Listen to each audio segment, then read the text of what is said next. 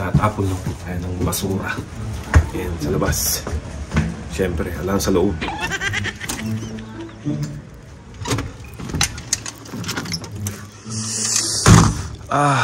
Lamig. Malamig ngayon, pero itong mga nakarang araw nagtutunaw yung mga yelo, pero kahapon at ngayon malamig.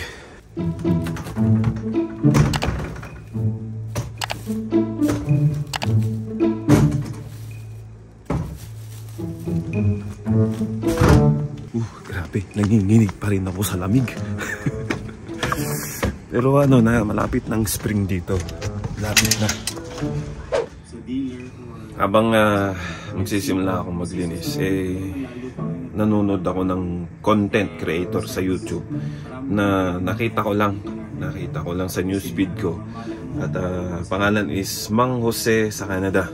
So ito siya, nasa Edmonton. At napanood ko siya, pinapanood ko pala. At nag-subscribe na rin ako sa kanya. Ayun, so family niya. Paalam na soon, Edmonton. So aalamin ko yung buhay niya. So papanoorin kong maigi, babalikan ko yung mga videos niya.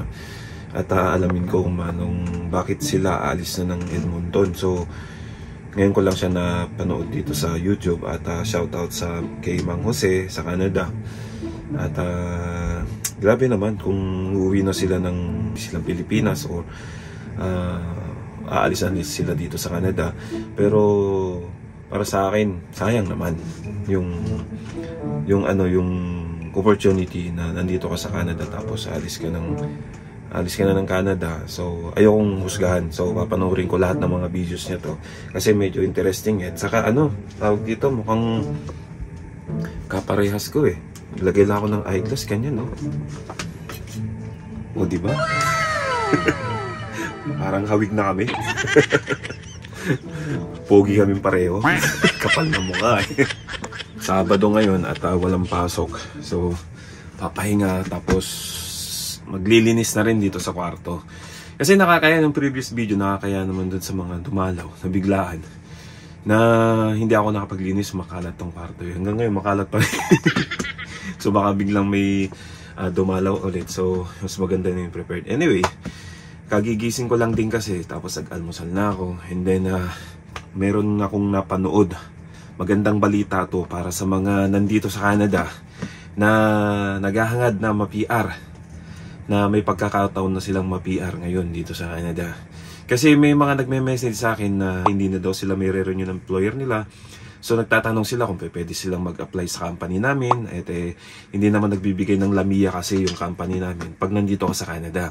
At kung wala experience katulad ng trabaho namin, mabibigyan lang kayo ng kalamiya pag outside Canada. Like for example, nasa Pilipinas kayo tapos apply.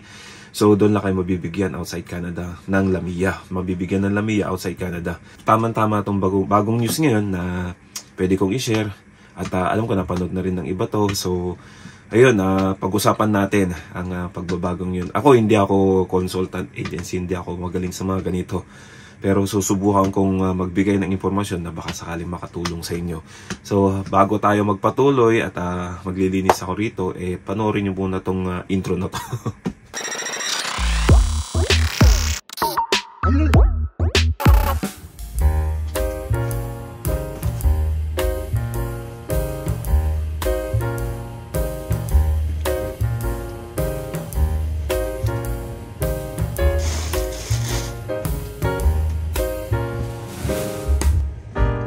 Sa totoo lang, mahilig talaga ako sa maraming unan. Ewan ko, napaka-comfy kasi pag maraming unan. Eto, pag ko dito, ayan, tapos doon sa kabila. Mas relax akong matulog kasi nga pagod na sa trabaho, tapos kailangan din ng malambot na higaan. Kasi previously dati, nung meron akong chef sa Pilipinas, pag natutulog lang ako, naglalatag lang ako ng karton. So, ganun yung mga ginagawa ko nung nasa Pilipinas ako pag nagbabantay ako sa shop. Kaya, eto ngayon lang ako nakahiga-higa ng mga ganitong malambot na kama. Actually, meron kasi akong viewer na from BC nga, sabi ko nga kanina. Cook siya sa BC. Tapos ang sabi niya is hindi na daw siya i-renew ng employer niya. Yun ang sad news sa kanya. Kasi itong ang pagbabago ng mga rules dito sa Canada. So apektado siya. Tapos ngayon, meron din mga nagme-message sa akin kung pwede daw masahista, ganun, pwede mag-apply papunta dito sa Canada. Ako po talaga, wala ko pong alam sa mga ganyan na pwedeng applyan nila yung masahista, ganun. Pero ngayon, meron akong napanood at saka tiningnan ko rin sa site ng RICC yung category, yung mga category na pagbabago, yung priority na kailangan ng Canada. So, good news, ang cook ay kasama sa bagong inilabas na priority category ng Canada. Yung category based selection, yun ang mga priority na kailangan ng Canada ngayong 2025. Express entry program na pwede nilang applyan inside and outside Canada. Hindi talaga ako immigration consultant. Sineshare ko lang ito kasi may mga nagko-contact din sa amin, nagme-message din sa akin na talagang gusto nilang ma-extend pa yung status nila at subukan yung ibang skill dito sa Canada para ma-PR sila. Pwede naman silang mag-apply, tinanong ko sa HR namin. Kaso, dapat meron silang experience dun sa trabaho namin. And hindi sila nagbibigay ng LAMIA inside Canada. Yun lang ang medyo sad news nila. Kung outside Canada, at tapos mag-apply sila sa agency ng mga agency sa Pilipinas na nagpapalipad papunta rito sa Canada, doon sa company namin, pwede silang mabigyan ng LAMIA, pero pagka dito, hindi. So, yun, at close permit din po sila. Kaya, wala akong kakayahang bigyan sila ng advice na mga ganun. Ngayon po, dun sa bagong category selection ngayon, base selection ngayon ng IRCC, kasama na po yung butcher. Baka lang po kasi magkaroon kayo ng ibang pananaw o pagkakaintindi sa butcher. Meron pong kasing dalawang klase ng category ng butcher dito. Yun po ay yung retail butcher at saka industrial butcher at meat cutter. Kami po yun. Ang level po namin is nasa tier 4. Habang ang retailer butcher po ay nasa tier 3. Yan po, may pagkakaiba po yan. Baka malito po kayo. So kami po ay nag-apply from Pilipinas, tapos dumaan sa agency.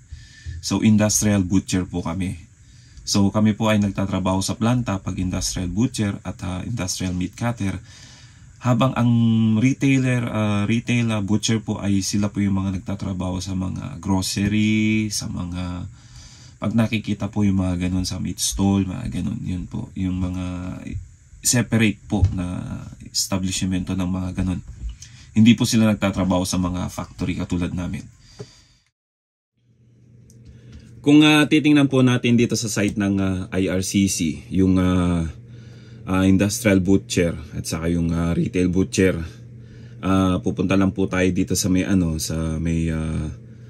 site ng IRCC. So hanapin, ito yung yung mga tier. Kumbaga sa amin kasi nasa tier 4 kami, sabi ko nga industrial butcher. So yung qualification niya is high school, dapat tapos ka ng high school, meron kang high school diploma or several weeks of on the job training. So yan yung qualification. Habang sa tier 3 naman is college diploma. So ito yung baker, so pwede pa dito mga dental assistants, mga ganyan. And so kung aalamin yung knock ng mga nasabi kong butcher, hanapin natin dito, search natin dito. So 94141. So ayan, ito siya. Nasa tier 4. So tier 4 siya. Tapos ang knock code is 94141. Tapos industrial butcher and meat cutter. Ayan. So ito yung namin, ito yung tier namin sa trabaho namin. So nagtatrabaho kami sa factory. Kung gusto niyo makita at mabasa itong kung anong knock itong 94141 para makita nyo yung niya, yung main duties niya. Kasi baka kasi parehas yung retail butcher at saka industrial butcher at saka meat cutter. So ito yung main duties niya. Ilalagay ko rin sa description yung site nito para mababasa nyo. Ang retail butcher naman is 63201. So ito yan. Ito siya. Tier 3. Tier 3. 63201. So butcher, retail, and wholesale. So ito rin naman yung ano niya, yung main duties niya. Halos may pagkakaiba pero iba yung place ng kung saan siya magtatrabaho. Sa amin kasi sa factory, yung retail butcher is sa mga meat, sa mga groceries at sa meat stall, kung saan yung pwede ka nang bumili ganun ng karne. Pinaliwanag ko lang po yung diferensya ng butcher, industrial butcher at saka retail butcher, kasi baka alam nila mag-a-apply ka dito parehas ng trabaho doon sa sa Pilipinas, na for example nagtrabaho ka sa meat stall o sa grocery, baka ganun din yung trabaho mo rito. Hindi po, iba po. So yun po yung diferensya. Kaya kung mag-a-apply ko sa Pilipinas at butcher, alamin nyo po kung yung main duties niya. So i-paris nyo dito kung ano yung mga main duties ng a-applyan nyo na butcher. So sa express entry naman, yung mga bagong naidagdag, sabi ko nga may cook doon, tapos yun yung nakita ko at napanood ko. So tingnan po natin dito sa may express entry po, category based selection. Yan. So ano po tong what is category based selection? Yun, kumbaga yun yung nag-i-invite sila ng mga kakailanganin dito sa Canada para sa ekonomiya niya. Ekonomiya. Pasensya na ako, nagbubulol-bulol ako. So eto yung mga category, may 6 siya. And basahin nyo na lang po, try nyo pong i-research to. Ilalagay ko rin naman yung etong link sa description, sa may description yung video na to. Tapos hanapin po natin yung yung sinasabi ko. Nandito po sa yung cook. I think nandito siya sa may trade. Nandito nga sa may sa may trade nga siya. Trade occupation. Cooks. Ayan. Ang tier niya is tier 3. So marami akong kilala na kumukuha ng culinary sa Pilipinas na pwede silang mag-apply, o kaya nasa ibang bansa pwede silang mag-apply dito sa sa IRCC, kasi pwede kang mag-DIY mag-apply dito Ngayon, kung gusto niyo malaman yung main duties ng cook bago kayo mag-apply, search po natin dito sa may site din, 63200. Ayan. Ito nga, cooks. So ito po. Basahin niyo po dito sa may sa may site niya. So main duties, ayan, prepared and cook complete meals or individual dishes and foods. Ayan. So malaking tulong na po to sa mga gustong mag-apply papunta dito sa Canada. At saka sa mga sa mga nandito na sa Canada na cook, katulad nung nagme-message sa akin na cook sila sa ibang probinsya. Tapos pwede silang mag-apply dito sa express entry category based selection. Good news pa to para sa mga teacher. Kasi marami akong mga kaibigan, mga kilala na teacher sa Pilipinas na nangangarap din makapunta dito sa Canada at mag-abroad. Ito na yung pagkakataon nyo na mag-apply papunta dito sa Canada. At dito rin sa Canada, may mga estudyante at mga napapanood ako sa YouTube na teacher sila sa Pilipinas, tapos nagpunta sila dito sa Canada as a student, and then baka pwede nilang magamit ito, pwede nilang applyan para ma-extend yung status nila, or malay natin, hindi natin alam yung chance nila na makuha sila dito, baka ma-invite sila, ma-select sila sa pool, di ba? So nasa education occupation, so ayun, elementary and secondary school teacher assistant. So andito na po yan mga category na to. Secondary school teacher, nasa po siya, education occupations. Ayan. So, try nyo lang pong hanapin yung mga qualification nito. Like for example, itong elementary and secondary school teacher assistant. 43 search po natin dito. 43100. Ayan. And then, ito nga, 430100. So, ito po yung main duties niya. So, dito nyo po makikita yung qualification. Yan. Hope makatulong po sana to sa mga kababayan natin. At grab nyo po. Kasi sayang din yung opportunity. So paano mag-apply dyan, Atoy? Kasi interesado ako. Gusto kong mag-apply as teacher. Gusto kong mag-apply as cook. And then nakita kayo dito na qualification. Hanapin nyo lang po. Baka meron dito yung skill ninyo. Pwede nyong applyan dito. At paano mag-apply?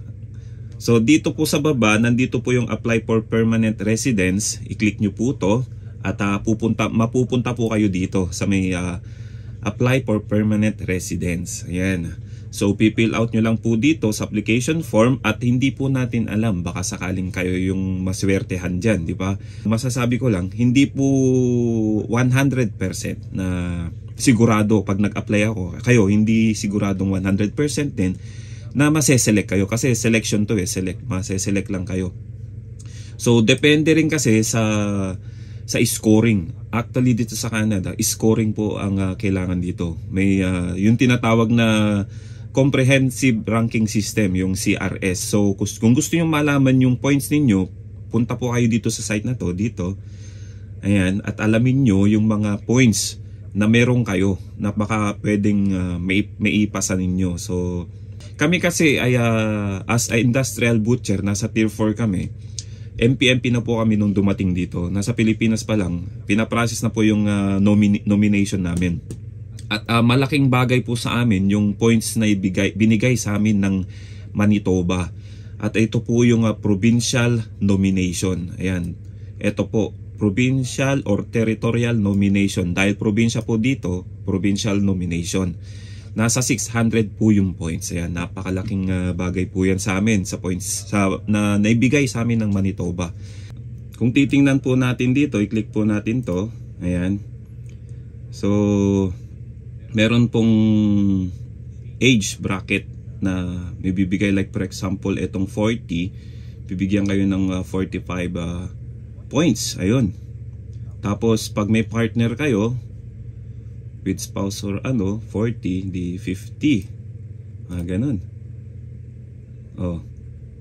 45 years old, 45 years of age or more, 0 na. 0. Habang pataas ng pataas, bumababa yung points. Ganun. So, level of education. Ayan. Tapos, eto namang CLB is po to? Sa IELTS. Or sa French, I think. Ganun. Iba yata yung sa score ng French at saka sa sa IELTS . So, malaking bagay din. Ang hindi ko lang po alam kung anong score ang kailangan dun sa education at saka sa cook. I think mataas . Ayan, so lang po, explore nyo lang po itong mga bibigay kong link na pwede nyong i-search. Malay natin, baka sakali kayo yung mapili, di po ba? Pagkakataon na po to. Nga po pala mga katropa, limited slot lang po to. 2025, so grab nyo na po habang maaga pa. Kung tatanong nyo po kung paano mag-apply, nandito lang po, panoorin nyo po yung video and then explore nyo lang po. Click nyo po tong apply for permanent residence, tapos mapupunta kayo dito. Honestly mga katropa, hindi ko po porte itong mga ganito, pero dahil may mga nag-message sa akin na kung sakaling gusto nila mag-apply sa aming company, kaya ako nakagawa ito. Ngayon pagkakataon nito na pwede nilang applyan, baka sakaling ma-extend pa yung kanilang status dito. So ginawa ko to. Ngayon kung paano sila mag-apply, nandito po. Pwede po silang mag-DIY. Yung gastusin po, I think pag napili ka, na invite ka, at mabibigyan ka ng ITA na sinasabi, invitation to apply. Ayan. So doon na po magsisimula yung process ng papel ninyo. Ang good news po dito, sabi nga dito niya, apply for permanent residence. Ibig sabihin po, pag kayo nasa ibang bansa, pagdating nyo po dito, PR na po kayo agad. Yun po ang kagandahan nun mga kabayan. Hanggang dito na lang at maraming salamat sa panonood at sana nakatulong to sa mga kababayan natin na nangangarap makapunta dito sa Canada. Pasensya na kung medyo bulol-bulol ako, pero trinay kong ibigay sa inyo yung pwedeng makatulong sa mga kababayan natin. At sana, balang araw, baka isa kayo sa mga mai-invite na mabibigyan ng pagkakataong makapunta dito sa Canada, manirahan, at maging citizen dito at mabago yung buhay natin dito sa Canada. At yun lang mga katropa, at maraming salamat sa panonood. Pag may mga nasabi man na kung hindi okay, pwede po kayong mag-comment sa baba tapos para mabasa po ng iba. And sabi ko nga, kung gusto nyong mag-apply, nandito na po yung way kung paano mag-apply. Sa gastusin naman po, I don't know kung ano yung mga gagastos dito. I think saka lang kayo magagastos pagka mag-a-apply. Pag nakuha na kayo, na-select na kayo, and ito na po yung pagkakataon yung mababago ang buhay natin. Maraming salamat po sa panonood at mabuhay po tayong lahat. Ciao!